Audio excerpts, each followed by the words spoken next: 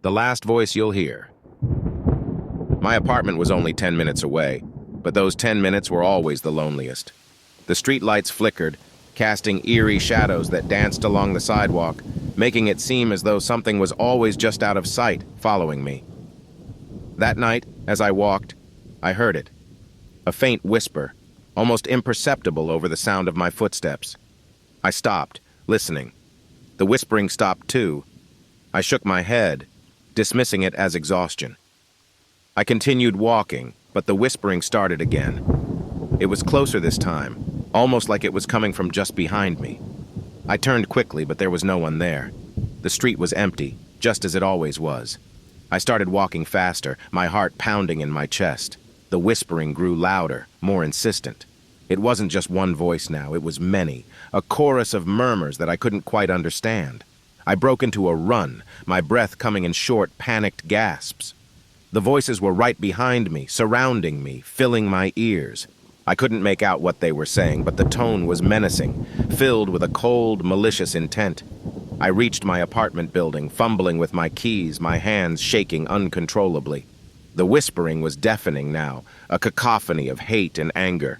I finally got the door open, slammed it shut behind me, and locked it. The voices stopped.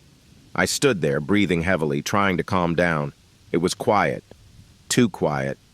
I could hear the sound of my heartbeat in my ears, the ticking of the clock on the wall, but no voices. I told myself I was just tired, that I had imagined it. I was safe now, inside my apartment. But the silence felt wrong, like the calm before a storm. I walked to the kitchen to grab a glass of water, trying to shake the unease. As I sipped the water, I heard it again, a whisper. But this time it wasn't behind me. It was inside the apartment.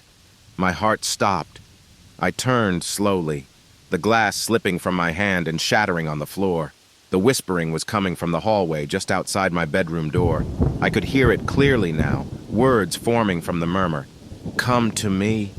I backed away, but the whisper followed, getting louder with each step. I ran to the front door, trying to escape, but it wouldn't budge. The lock was stuck, jammed. The whispering grew louder, more urgent. "Come to me."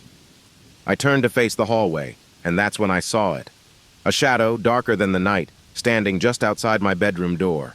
Its shape was vaguely human, but there was something wrong, something twisted and unnatural about it.